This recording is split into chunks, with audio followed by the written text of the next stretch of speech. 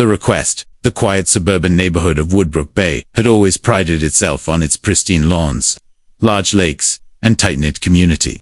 On this particular morning, the sun shone brightly over the row of lakeside homes, casting a warm, golden hue over the streets and shimmering water. The peaceful serenity of the neighborhood was typical of the area, where neighbors rarely encountered conflict. Yet, today would be different. Karen Fletcher, president of the Woodbrook Bay Homeowners Association, HOA, stood in her kitchen sipping a cup of coffee, looking out the window. She adjusted the curtains with a casual flick, her gaze landing on a sight that immediately unsettled her. A boat tethered to the dock on the lake, obstructing the otherwise perfect view of the water. The boat wasn't large or particularly flashy, but its presence was enough to disrupt the idyllic scene Karen had meticulously curated from her kitchen. Karen's mind raced. She had prided herself on keeping order within the HOA, maintaining the aesthetics of the neighborhood to ensure that everything aligned with her vision of perfection. The boat was out of place, a glaring sign of nonconformity in a place that thrived on rules and appearances. It didn't matter that it was anchored by the water or that it belonged to a resident. To Karen, it was an eyesore that needed to be corrected immediately. She placed her coffee cup down, adjusted her designer sunglasses, and marched outside. Her steps were purposeful, the click of her heels on the stone pathway echoing in the quiet morning air. As she approached the dock, she could feel the weight of her position, the HOA president, the enforcer of the rules. It was her responsibility to uphold the standards of the community, and the boat was in violation. She'd seen Malcolm Wadsworth, the new neighbor, out there earlier, so she knew it belonged to him.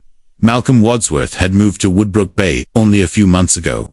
A quiet, reserved man who kept mostly to himself. He was the kind of neighbor Karen preferred to ignore. He didn't belong to any of the social clubs, didn't attend HOA meetings, and seemed to have no interest in participating in the community's tightly controlled activities. The fact that he had parked his boat at the dock, however, was a problem. By the time she reached the water's edge, Karen was already preparing her speech. It would be firm, but diplomatic. She would remind him of the HOA rules, and politely ask him to move his boat. She could already envision his embarrassed face as he apologized for the misunderstanding, then quickly complied. She tapped lightly on the window of Malcolm's house, standing tall and confident. He hadn't yet come out to greet the morning, but Karen was sure he was home. She adjusted her stance, steeling herself to make this minor correction in the most professional way possible. Malcolm appeared in the doorway, a slight frown on his face as he glanced toward her. He was tall, his face weathered from years of experience in the world, and there was a calmness about him that unsettled Karen. He stood in the doorway for a moment, as if sizing her up, then walked toward her with a slight raise of an eyebrow. "Yes, Karen?" he asked, his tone polite but unreadable. Karen cleared her throat, her voice steady. "Malcolm, I hate to disturb you, but there's a small issue with the boat you've left at the dock. It's blocking the view from some of the other homes, and, as you know, it's against the HOA regulations to leave boats in that position for an extended period of time. We have rules, you see, for a reason." Malcolm blinked, pausing for a moment before looking back at the boat. His expression didn't change, but there was a subtle tension in his posture. "I see," he replied, his voice measured, "but I don't think I'm breaking any rules. In fact, this boat has been here for a while, and I was unaware of any such restriction." Karen, though somewhat taken aback by his calm demeanor, pressed on.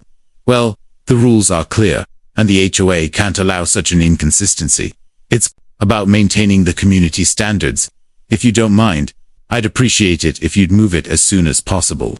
Malcolm's eyes narrowed slightly, and for the first time, there was a glint of something unreadable in his gaze. He glanced down at the boat, his hand absently rubbing his chin as though considering her words. The silence stretched between them, and Karen couldn't help but feel an unfamiliar sense of unease. This wasn't how she imagined the conversation would go. "I understand your concern, Karen," Malcolm said slowly, "but I believe there might be a misunderstanding." His voice remained calm, almost too calm. "You see, the boat isn't just an inconvenience to you. This lake, this entire property, is actually mine." Karen's eyebrows shot up. "What do you mean, it's yours? This is part of the HOA's land. It's a shared resource for everyone in the neighborhood." Malcolm shook his head. "No, Karen. This lake, and the land surrounding it, have been in my family for generations. I own it. I inherited it from my grandfather, who established the original ownership long before the HOA even existed. You may not have realized it, but you're standing on land that's mine. For a moment, Karen didn't know what to say. The words didn't make sense. How could he own the lake? She was certain the HOA controlled everything in Woodbrook Bay, but Malcolm spoke with a certainty that made her doubt her own convictions. She opened her mouth to speak again, but Malcolm raised a hand, signaling her to stop. I'm not asking for special treatment, Karen. But before you start dictating how I should use my property, perhaps you should consider what you're actually asking. I've already allowed the fishing club to use the lake for the time being, but if you continue down this path, that might change as well. Karen's face flushed with embarrassment, but she quickly regained her composure. She had been in control for so long that the mere idea of someone challenging her authority, especially in a place as exclusive as Woodbrook Bay, was unfathomable. Malcolm, she began, her voice shaking slightly now. I'm sure there's some mistake. The HOA, there's no mistake, Malcolm interrupted, his voice firm but not unkind. This is simply the reality. The lake, the boat, the property, it's all mine. So, if you want it moved, you'll have to find another way. As Karen stood there, stunned, Malcolm turned on his heel and walked back inside his house, leaving her standing at the water's edge, more confused than ever before. She stared at the boat, its quiet presence now seeming to mock her as the morning sun reflected off the water. This was not how it was supposed to go. The real owner, Karen Fletcher, could barely sleep that night. Her mind kept racing, replaying the conversation she had with Malcolm Wadsworth by the lake. She had never been challenged like that before. She, Karen Fletcher, president of the Woodbrook Bay Homeowners Association, was accustomed to being in control. Yet, in a matter of minutes, Malcolm had shattered that illusion. The notion that the lake was privately owned by him seemed so impossible, so contrary to everything she had been taught about the HOA and its influence over the community. She had to be mistaken, didn't she? The next morning, after a sleepless night filled with unanswered questions, Karen decided to investigate. If Malcolm's claim were true, it would shake the very foundation of everything she had fought to protect in Woodbrook Bay. But surely, there had to be some mistake. Karen set out early, her heels clicking against the pavement as she walked toward the HOA office. It was a small, inconspicuous building, tucked away on the outskirts of the neighborhood.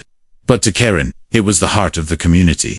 Inside, the walls were adorned with framed pictures of the pristine lake and the well-kept homes of the residents. The boards were stacked with paperwork, filled with details of every resident and their obligations to the HOA. As she stepped into the office, Karen greeted the receptionist, a quiet woman named Linda, who had been with the HOA for years. I need to check the property records for Malcolm Wadsworth, Karen said, her voice tight with tension. Linda glanced up from her desk, raising an eyebrow. The Wadsworth property? Sure, Karen, but you know we don't typically go into that much detail without a formal request. Is there something specific you're looking for? Karen waved her hand dismissively. Just check it out, please. It's urgent.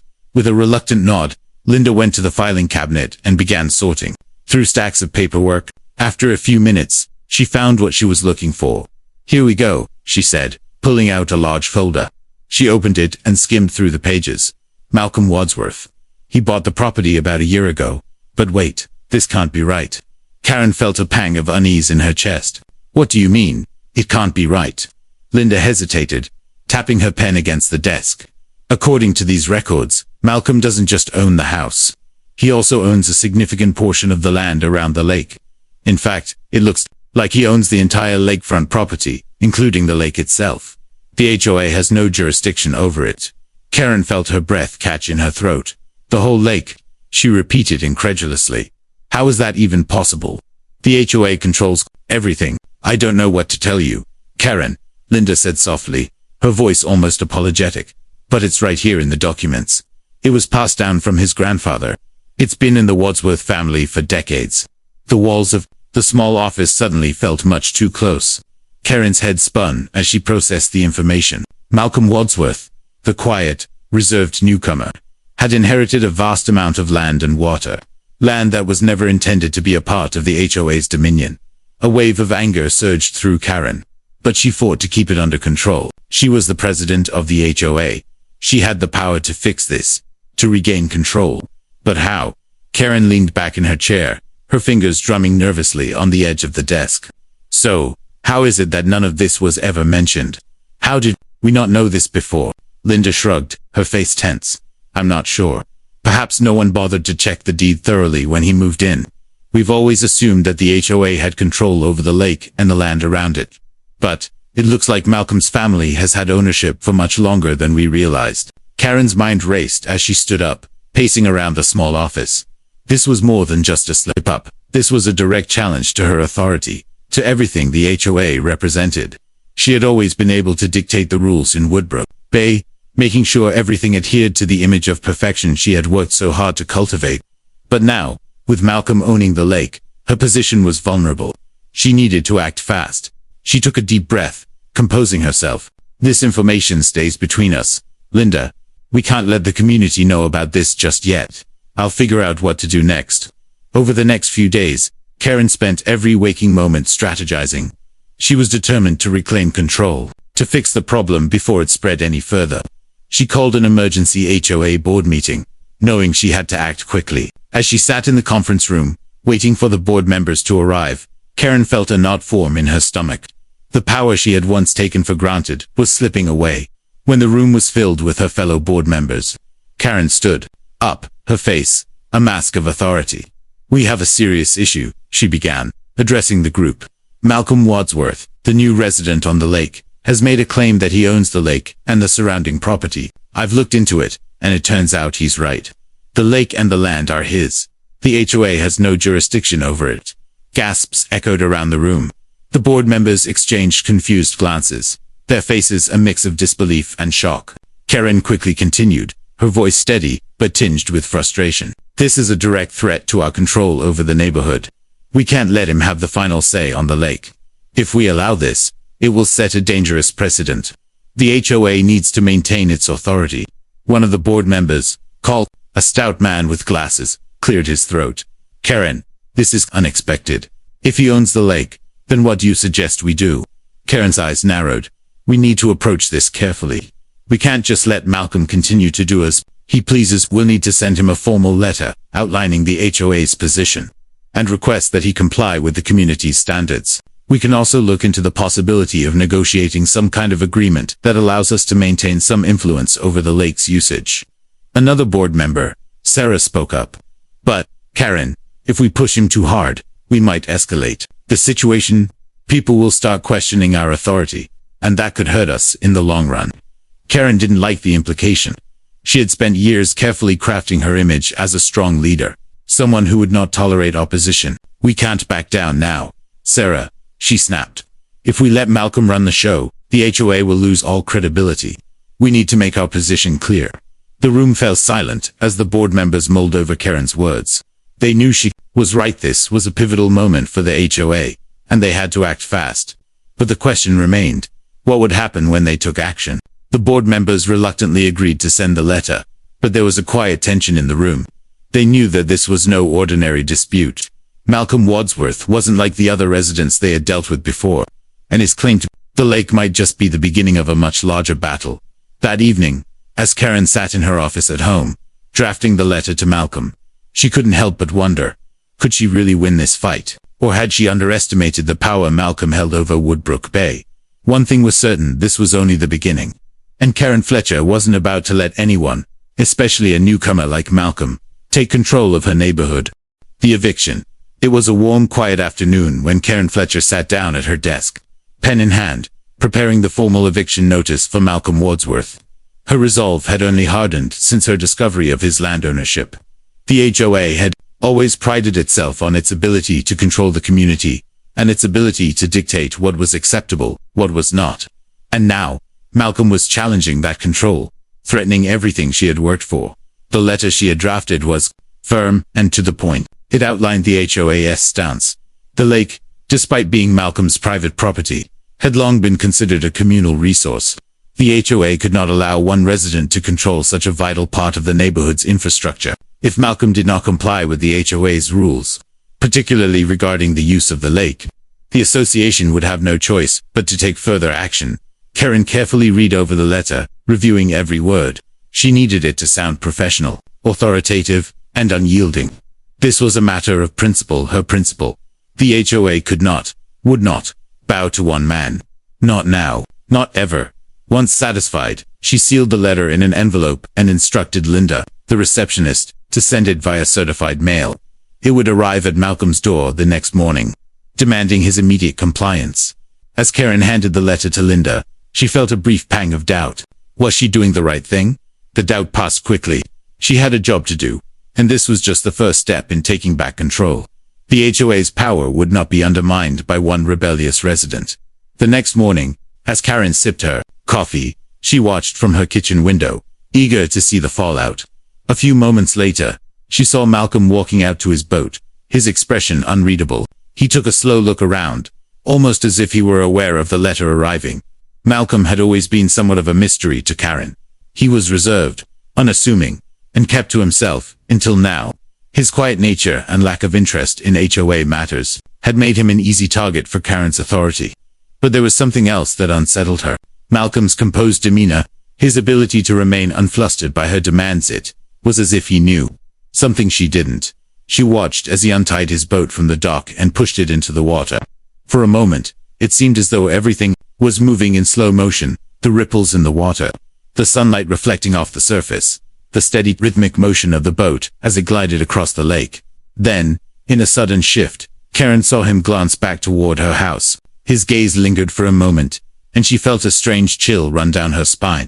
He wasn't angry, he wasn't upset, but there was something in his eyes, something that suggested he wasn't as caught off guard as she thought he should be.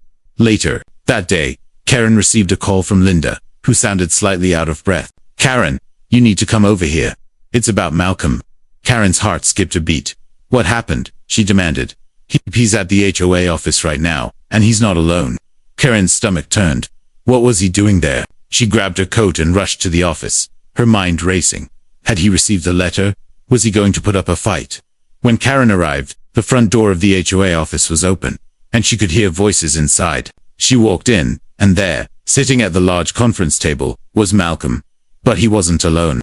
Beside him sat an attorney, a man in a crisp suit, who looked out of place in the modest office. Malcolm stood as she entered, offering her a cool nod. "Karen," he said, his voice calm and measured. "I see you've sent your letter." Karen's pulse quickened. "Malcolm," she began, trying to maintain control. "You can't simply disregard the HOA's authority." The lake. Malcolm raised a hand, silencing her. "Actually, Karen, the lake is mine. And I'm here to let you know that I'm not interested in negotiating with the HOA. Your authority ends at my property line." She opened her mouth to respond, but he continued. "I've also brought my attorney," Malcolm said, gesturing to the man beside him, "because it seems that there's been a misunderstanding. I'm not here to cause trouble. But if the HOA insists on further action, I'll be forced to take legal steps to protect my rights. This lake, as you well know, is private property. The fishing club is no longer welcome, and any further disturbances from the HOA will be met with legal action." Karen was speechless. She had underestimated Malcolm. She had underestimated his resolve, his knowledge, and his power. He had the resources to fight back, and he was prepared to do so. The attorney, a middle-aged man with short graying hair, cleared his throat. "Mrs. Fletcher," he began in a measured tone, "my client has every right to use and control his property as he sees fit. The fishing club, as well as any HOA claims, are outside the bounds of legal authority. Should the HOA attempt to interfere with his land or water usage, we will be seeking a restraining order." Karen could feel the weight of his words. The HOA was powerless in this situation. If she pushed any further, she risked not only losing the battle, but also making a legal enemy out of a man who held the upper hand. Her mind raced. How had things gotten this far? She had always been in control, and now, here she was, sitting across from a man who owned the very land she had thought was hers to command. "Malcolm, I don't understand," Karen said, trying to regain her composure. "This lake is a shared resource. The HOA oversees it for the benefit of the community. You can't just take it away from everyone." Malcolm's expression softened, but only slightly. "I'm not taking it away from anyone. Karen, I've allowed the fishing club to use the lake for years, but their access was never guaranteed by the HOA. The lake is mine, and I'm simply enforcing my rights. If the HOA wishes to remain in the good graces of this community, I suggest you respect that." Karen knew she was beaten. She had pushed too hard, too fast. And now, she was caught in a situation where her only option was to back down. She swallowed hard, trying to hide the frustration building in her chest. She had lost, and she knew it. "Fine," she said, her voice stiff. "We'll cease any further action for now." Malcolm nodded, a quiet satisfaction in his eyes. "Good. I'd appreciate it if you sent out a formal announcement regarding the fishing club's eviction. The sooner this is resolved, the better for all involved." Karen's mind raced as she stood up and turned to leave. She had just been outplayed, and the consequences of her actions were just beginning to unfold. As she walked back to her office, the weight of the situation settled on her shoulders. She had lost control of the neighborhood she had worked so hard to perfect. And now, the very foundations of the HOA were under threat. But one thing was clear. This fight was far from over. The backlash. The following days were an emotional roller coaster for Karen Fletcher. Her mind, typically clear and calculated, now felt clouded with frustration and defeat. The letter she had sent, demanding Malcolm Wadsworth move his boat and cease his control over the lake, had only made things worse. Instead of caving in, Malcolm had retaliated by bringing in legal reinforcements. His attorney, a sharp-tongued man named Edward Parks, had carefully laid out Malcolm's rights and painted Karen and the HOA into a corner. The repercussions of this battle spread quickly through Woodbrook Bay. Karen's authority, once unquestioned, was now the subject of heated debates. The community was divided. Those who had once supported her unquestioningly began to waver, unsure whether siding with the HOA was the right choice anymore. It all came to a head at the next HOA meeting, called by Karen to discuss the Wadsworth issue and to devise a strategy for what she hoped would be a final resolution. The meeting room was filled with tension. The board members shuffled nervously in their seats. Karen stood at the front, a sharpness in her eyes, and addressed the group. "We cannot allow one man to destroy everything we've built here in Woodbrook Bay. The HOA has stood for order, control, and a shared vision of this community. Malcolm Wadsworth has come in and decided that he can do whatever he wants, without consequence. If we back down now, if we let him dictate terms, the HOA loses all power." There was silence in the room, but it wasn't the supportive silence Karen was used to. Instead, a sense of reluctance hung in the air. After a long moment, Carl, a veteran member of the HOA board, raised his hand and spoke. "Karen," he began, his voice slow and hesitant, "I understand where you're coming from, but I think we've already pushed Malcolm too far.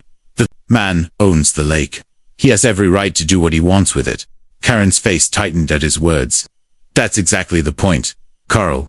The HOA has governed this community for decades. We can't just let this one man append all that. He's challenging everything we've worked for." Another board member, Sarah, chimed in. "But Karen, are we sure this is worth fighting for? I mean, the lake is his, right? Maybe we should consider negotiating with him, instead of going to war." "Negotiating?" Karen snapped. "We've already tried that. He's made it clear he doesn't respect the HOA's authority. We have to stand firm. If we don't, what's next? Will he start taking over the common areas? What about the neighborhood pool? Where does it end?" The room fell silent once. Again, the members exchanged glances, some filled with doubt, others with unease. The message Karen was trying to convey wasn't landing the way she expected. This wasn't just about a lake anymore. This was about power, and Karen could feel her grip slipping. Carl spoke again, his voice steady but soft. "Karen, maybe we need to step back and think about the bigger picture. The community's been divided since this whole thing started. We're all tense, walking on eggshells. People don't want to feel like we're bullying someone out of their own property." Karen's frustration mounted. How could they be so weak? She was used to being in control, but now, the HOA members she had once trusted seemed to be questioning her judgment. The very foundations of her authority were crumbling before her eyes, and she wasn't ready to accept it. "I'm telling you, if we don't act decisively," Karen said, her voice rising, "Malcolm will take everything from us. You'll see, if we don't show strength now, the HOA will lose its influence forever. And then, what will this neighborhood become?" The words hung in the air, but no one spoke. The members stared at the floor or exchanged glances, unsure of how to proceed. Finally, Sarah stood up and, with a slow, resigned sigh, said, "Karen, I think we need a different approach. We've pushed Malcolm, and it's only making things worse. Maybe it's time we try to work with him, not against him. We can't afford another public clash." Karen felt a sharp pang in her chest. "Work with him," she echoed incredulously. "Are you all willing to just give up the lake, give up control?"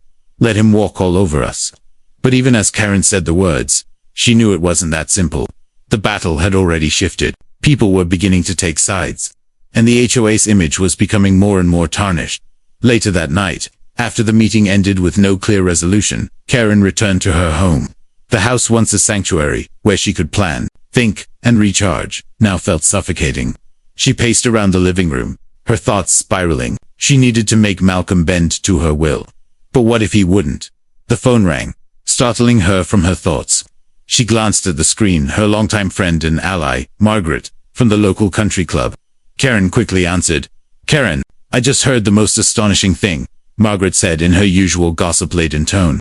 "Apparently, Malcolm's been offering the fishing club members an alternate spot on his land.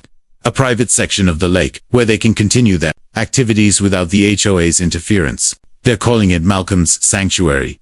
Karen's grip on the phone tightened. "What?" she demanded. "He's what?" "It's true, Karen. They're already talking about it.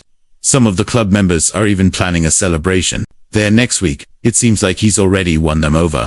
Karen could feel her stomach turn. The fishing club had been one of the HOA's main supporters. Losing their loyalty was a blow she hadn't anticipated. If Malcolm succeeded in turning the very people who had once backed her against her, it would be a complete loss. The community's perception of her would be irreparably damaged. She paced again, her thoughts whirling. "This can't happen," she muttered to herself. "I won't let it." She hung up the phone, steeling herself. It was clear that things were spinning out of her control. The community was no longer united under her leadership. It was fractured, divided by the tension between her and Malcolm. Every day, more residents were beginning to side with him, drawn to his calm demeanor, his quiet power. They saw in him a man who didn't bend to the demands of an organization that, to them, had always felt like a tool for the privileged few. Karen could feel the walls closing in on her. She was losing her grip on Woodbrook Bay, and she needed to act fast before it was too late. She had already lost the lake. She had already lost the fishing club. But there was one thing she still had. Her determination. And as long as she had that, she wouldn't go down without a fight. The next morning, Karen made a decision. It wasn't going to be easy, but she would rally the community. She would find a way to convince the residents that the HOA still held power, that it still had the strength to protect their interests. She knew it wouldn't be enough to simply win back the lake. She had to win back their trust, their loyalty. And that meant taking the fight to Malcolm in a way no one expected. As she prepared for the next round in this battle, she realized one thing. The stakes had gotten much higher. The community, once united, was now a battleground. And Karen would stop at nothing to reclaim the power she had lost. The public shaming. The days following the HOA meeting were tense, filled with whispered conversations behind closed doors, and under-the-breath comments at the grocery store. Woodbrook Bay, once a peaceful, orderly community, was now a town on edge. The delicate balance that Karen Fletcher had maintained for so long had shattered.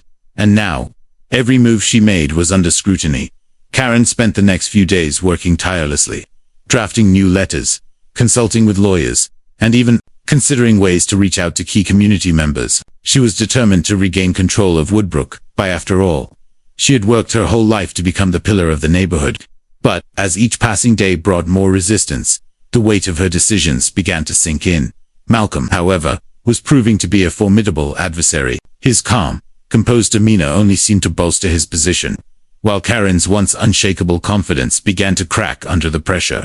He wasn't the kind of man who would bow to public pressure or negotiation. He wasn't like the other residents who could be reasoned with or persuaded. It was early one afternoon when the next shock hit. Karen's phone rang. Just as she was about to head to the office, the caller ID displayed the name of Janet, a local reporter for the Woodbrook Bay Chronicle. Karen had known Janet for years, though they weren't close. Janet had always been a reliable source for information about local events, but Karen didn't trust her with the delicate situation about Malcolm. She wasn't prepared for the call she was about to receive. "Karen," Janet's voice was crisp, almost too businesslike. "I wanted to give you a heads up before the story breaks. I've got word that Malcolm Wadsworth is holding a press conference tomorrow morning. He's making a public announcement about the lake and his plans for it." Karen's stomach dropped. "What are you talking about? A press conference? Why?" Janet paused before answering. "He's making it official. Apparently, the lake will no longer be available for HOA-sanctioned events or anyone affiliated with the HOA. He's giving it over to the public on his own terms. It's a big deal, Karen. He's turning it into his own private sanctuary, and he's framing it as an act of generosity. People will be flocking to this event. It'll be a whole spectacle. Karen's mind was reeling. She wasn't ready for this. The fact that Malcolm was making a public show of his defiance felt like an attack, a direct challenge to everything she had built. The HOA's power, once absolute in Woodbrook Bay, was now hanging by a thread, and Malcolm was about to sever it entirely. He's turning the lake into a public space, Karen asked, trying to keep her voice steady. That's right. He's going to allow people to use the lake, but only on his terms. No HOA rules, no fishing club privileges, no meetings or events, just his own personal vision. Karen slammed the phone down, her hand trembling. This was more than just a battle for a lake. This was an all-out war for control of Woodbrook Bay. Malcolm wasn't just winning, he was making it public. He was turning the community's perception of her against her, and there was nothing she could do to stop it. The next day, Karen watched as the press conference unfolded from the safety of her home. She had chosen not to attend, unable to face Malcolm's calm confidence, knowing she'd be walking into an arena where she had no power. Instead, she stared at the screen, watching as the cameras zoomed in on Malcolm standing by the edge of the lake. The sunlight caught his face, casting him in a warm glow, making him appear almost heroic.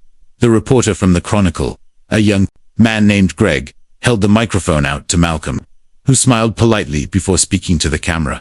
Good morning, everyone. Thank you for joining me today. I'm here to announce something important for the future of this lake and the community. For years, this lake has been under the control of a select few, and today, I'm changing that. I'm opening this lake up for all the residents of Woodbrook Bay, no strings attached.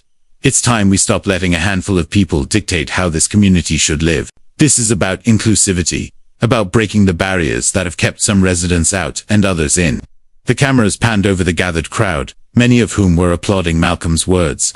The crowd was diverse, a mixture of younger and older residents who looked relieved to be included in a decision that had once been out of their reach.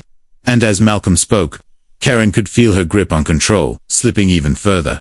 We're starting fresh, Malcolm continued. This lake belongs to everyone in Woodbrook Bay.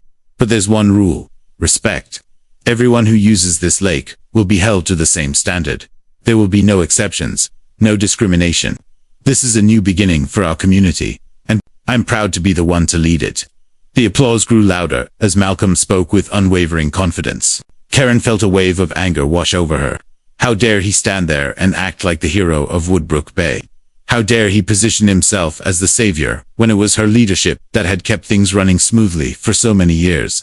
The reporters asked questions, and Malcolm answered them effortlessly, each response further cementing his image as a man of principle and action.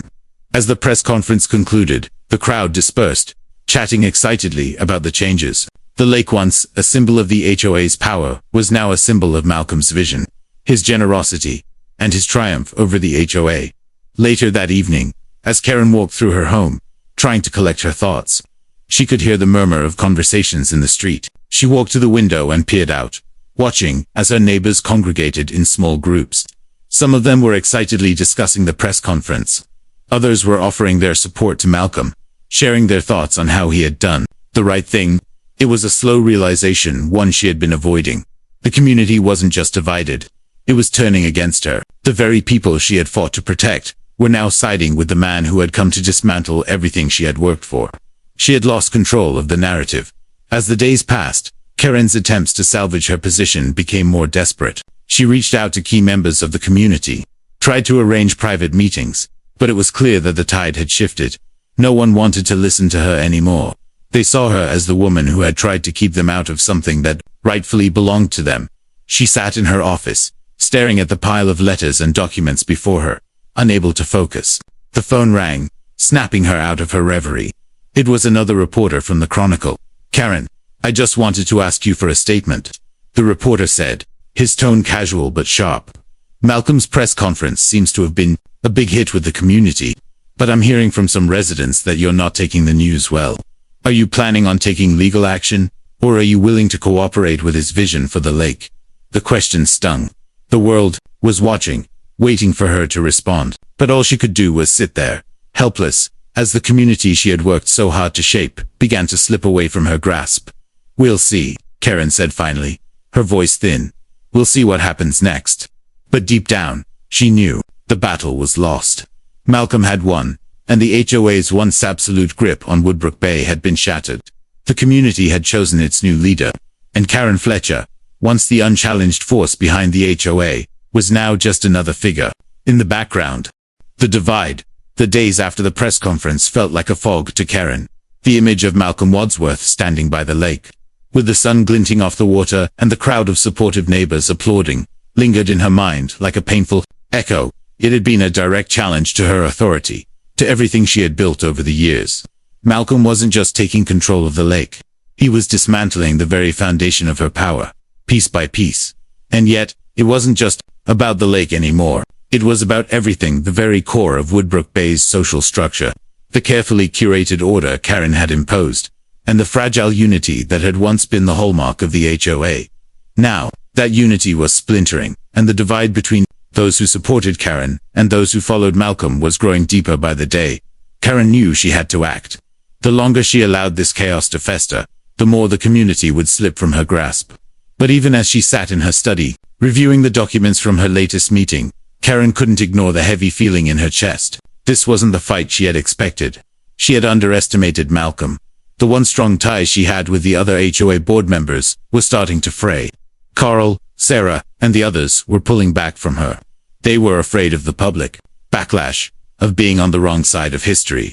They had been quietly attending Malcolm's events and had even hinted at his generosity with the lake, using words like fresh start and fairness in their conversations. And it wasn't just the board members. Residents who had once been loyal to Karen were now questioning her leadership. They had begun attending the events Malcolm had organized, partaking in the open fishing spots he had created, and even coming together for casual meetings at the lake. Malcolm's vision was becoming their reality. It didn't take long for Karen to realize that the public perception of her was shifting rapidly.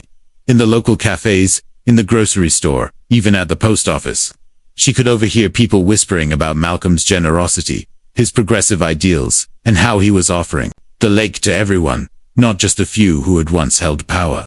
In contrast, her name had become associated with exclusion and control, the very thing she had worked to maintain order structure. Control was now being seen as oppressive. One afternoon, Karen walked through the streets of Woodbrook Bay, trying to avoid the awkward stares from her neighbors. The streets, once so familiar and comforting, now felt like a battlefield. She passed by a group of women who had been regular attendees at her HOA meetings. As she approached, they immediately fell silent, their heads turned away, as if they were unwilling to acknowledge her. The faint murmur of conversation resumed once she had passed, and Karen could feel the weight of their silence. It was a small thing, a seemingly insignificant moment, but it stung deeply. She had always been able to command respect in Woodbrook Bay, but now, she felt like an outsider in her own neighborhood. The emotional toll of the situation began to chip away at her. She found herself becoming irritable, snapping at Linda in the HOA office, and even at her own reflection in the mirror. This wasn't just about losing the lake, it was about losing her identity, her position in the world she had meticulously crafted. And then, as if the universe was rubbing salt into the wound, the local news ran a segment on Malcolm's fishing club event, showcasing smiling families by the water, laughter in the air, and children catching fish in the newly designated public area. The camera zoomed in on Malcolm as he greeted the participants, his calm, confident demeanor juxtaposed against the chaotic disarray Karen was experiencing. That evening, Karen sat at her desk, staring at the flickering cursor on her computer screen. She had drafted a letter to the community, hoping to regain some semblance of control.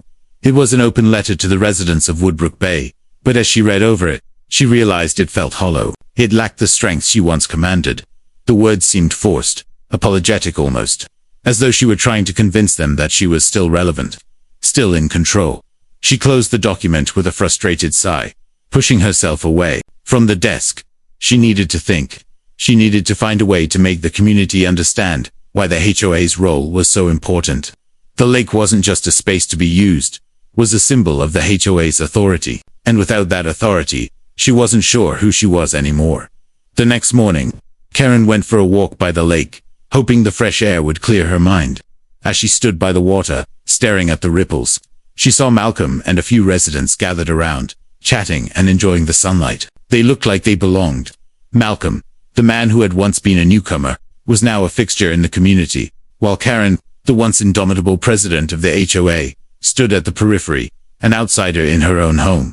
Malcolm noticed her, standing there, and walked over, his footsteps echoing softly in the grass. When he reached her, he smiled, but there was no malice in his expression, only the calm confidence of someone who knew he had one.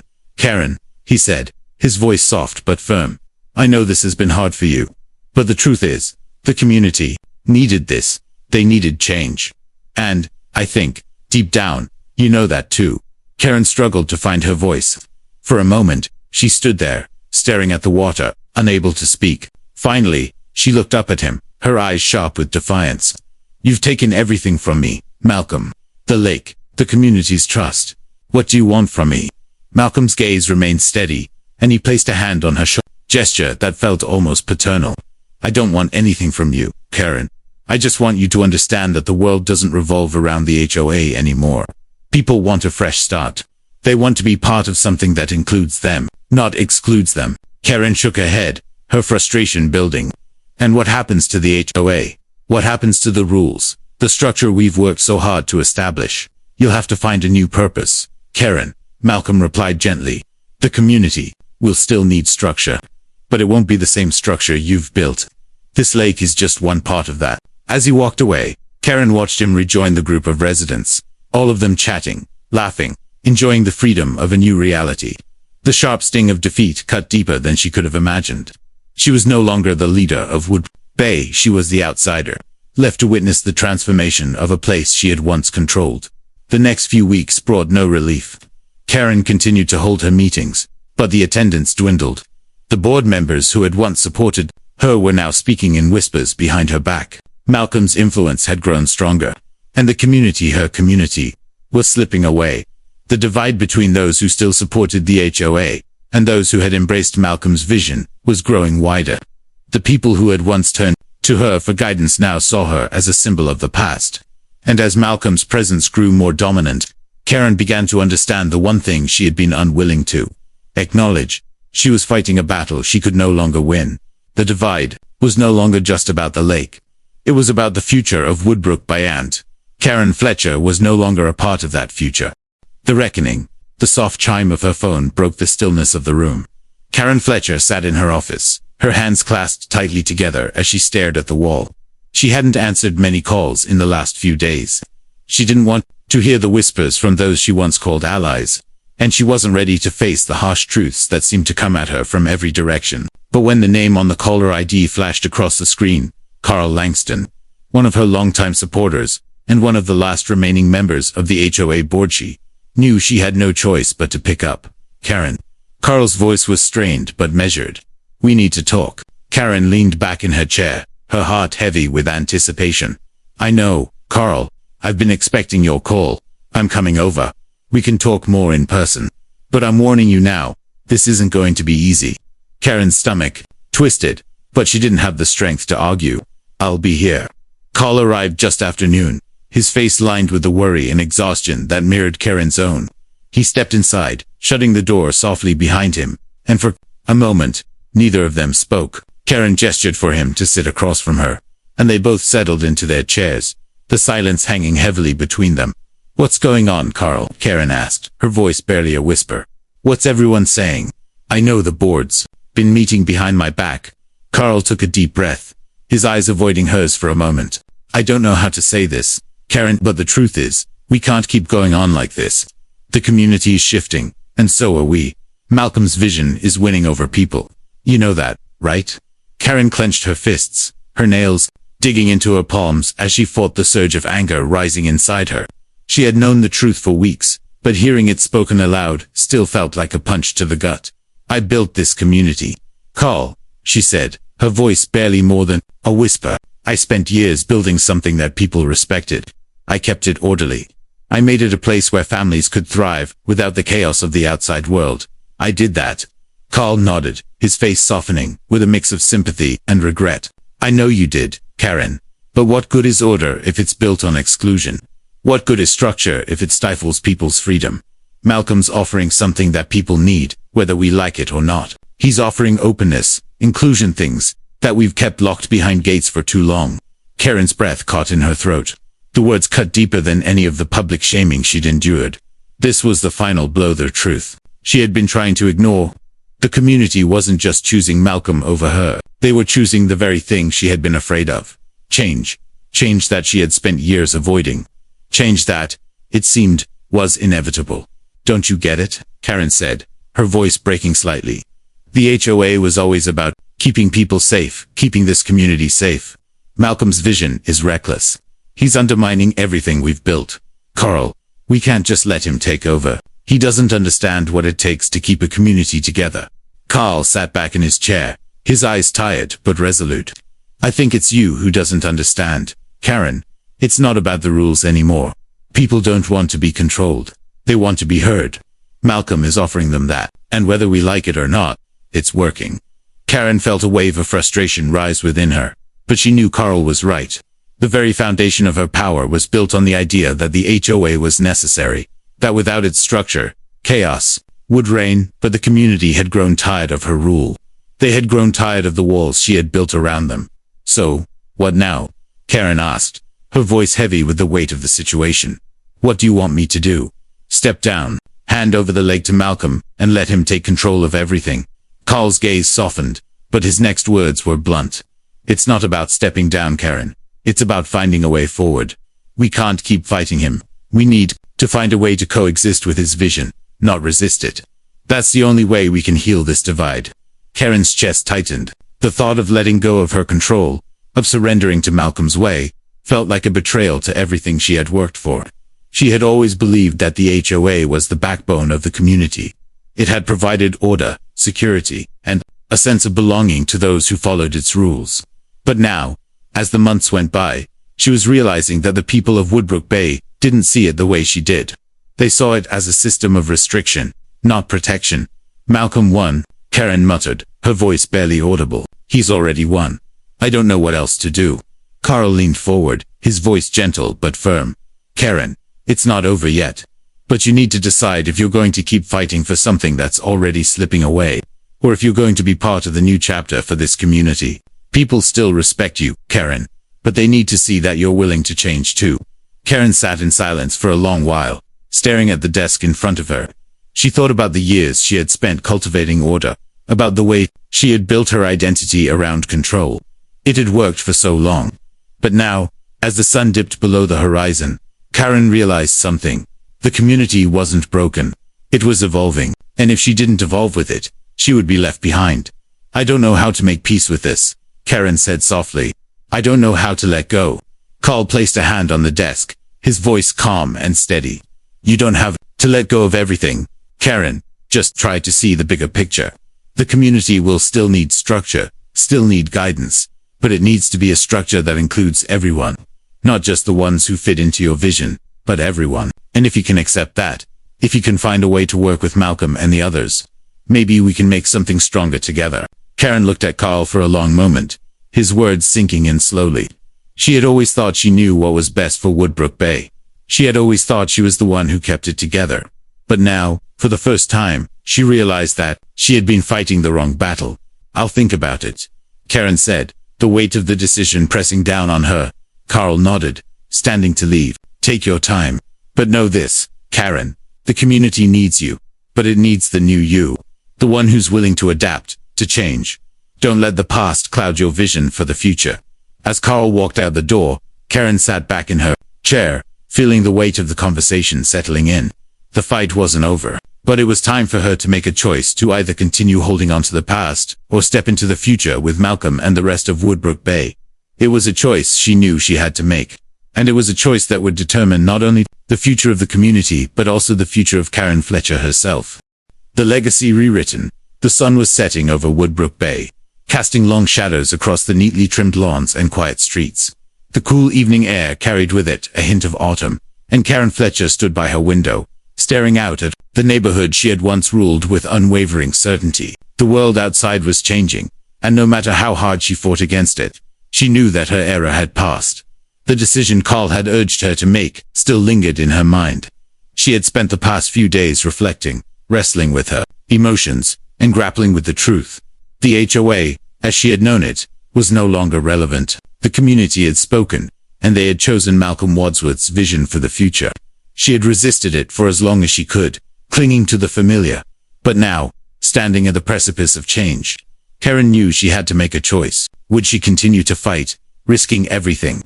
Or would she step into a new role, one that would allow her to move forward and rebuild her place in this community? Her phone rang, snapping her out of her thoughts. She picked it up without looking at the screen, already knowing who it was. It was Carl. Karen. His voice came through the receiver, as calm and steady as always. The meeting's in an hour. Up. You ready? Karen took a deep breath. This was the moment she had been dreading. I don't know, Carl, she replied, her voice faltering for the first time. I don't know if I can do this. You can, Carl reassured her. You've spent your whole life fighting for this community. You've got to make the decision to fight for something new, something better. The people want change, and they're ready for it. They just need to see that you're ready to be part of that change. Karen stared out the window again, watching as the last rays of the sun dipped below the horizon. It was as if the world itself was telling her that the old ways were over, that the future was already unfolding before her, whether she was ready or not. I'll be there, she said finally, her voice steadying. I'll see you at the meeting. The meeting room was filled with tension as Karen stepped inside. The board members were already gathered, a mix of uncertainty and anticipation hanging in the air. There was no denying it. This was no longer the meeting of the past. The community was watching, waiting to see what would happen next. Malcolm was seated at the table, as calm and composed as ever. His quiet confidence filled the room, making it clear that he was now the face of Woodbrook Bay's future. And Karen, standing at the front of the room, knew that the role she had once played was slipping away. The stakes were higher than ever before. Thank you all for being here, Karen began, her voice strong, despite the tumultuous emotions raging inside her. I called this meeting because it's time for us to decide how we're going to move forward. I know that the changes that Malcolm has brought to this community have been difficult for many of us, but it's clear that the old ways, the rules, the structure, the way we've always done things are no longer enough. We can't continue to fight change. We have to embrace it. The room fell silent. Some of the board members exchanged cautious glances, while others seemed ready to hear her out. Karen's eyes locked with Malcolm's, and for the first time in a long while, she felt a sense of clarity. I know this hasn't been easy, she continued, but I also know that change can bring about growth. The people of Woodbrook Bay have spoken, and I have come to realize that my role here, the role of the HOA, needs to evolve. I want to be a part of that evolution. Malcolm nodded, his gaze steady, offering Karen a silent acknowledgement of her words. It was the first time in months that Karen had felt seen not as the rigid enforcer of the old order, but as a person willing to let go and build something new. You're right, Malcolm spoke, his voice soft but full of conviction. This community needs a new foundation. It's not about control. It's about trust, cooperation, and creating a place where everyone can belong. The lake, the community, and this neighborhood aren't about one person or one group holding power there, about all of us coming together to build something better. Karen took a deep breath, her heart swelling with a mixture of relief and pride. She had fought for so long, holding on to what she believed was the only way. But now, standing here with Malcolm, she realized that there was more to life than winning. Sometimes, the true victory was in knowing when to let go. I've spent my life fighting for the ideal of order and structure, she said, her voice wavering slightly. But what I've come to understand is that true strength comes from the ability to adapt, to grow with the times. I won't stand in the way of progress anymore. I'm ready to help build the future of Woodbrook Bay, not from the old foundations, but from something new. The room was still, but Karen could feel the weight of her words sinking in. The other board members were watching her, some nodding in agreement, others still unsure. But Karen didn't mind the uncertainty. She knew she was on the right path. This was the moment she had been waiting for. The moment where she could redefine herself and her place in the community. Carl stood up, his face filled with admiration. Karen, he said, his voice carrying across the room, you've always been a fighter. But today, you've shown us what true leadership looks like. You've shown us that sometimes, the strongest thing you can do is let go and allow others to step forward. The room erupted into applause, but it was a different kind of applause, a recognition of the new Karen Fletcher. A Karen who understood that true leadership wasn't about control or power, but about listening, adapting, and working together for the common good. Malcolm stood and offered Karen a handshake, his eyes filled with respect, You've made the right choice. Karen, I'm glad to have you on this journey with us. As Karen shook his hand, a sense of peace washed over her. The battle for control had ended, but in its place, a new chapter was beginning, one that would allow both her and Malcolm to lead, not in opposition, but together. That evening, as Karen walked back to her house, she looked out at the neighborhood she had known for so long. The houses stood in neat rows, the lawns trimmed, the streets quiet, but everything felt different. Now everything felt alive with possibility. Woodbrook Bay wasn't the same place it had been when she first arrived. It had grown, it had changed, and she had changed with it. For the first time in a long time, Karen felt like she was exactly where she was meant to be. She wasn't the president of the HOA anymore, and she wasn't the leader she had once been, but that didn't mean she was lost. She had found a new purpose, one that wasn't about holding on to control, but about letting go and helping to create something better.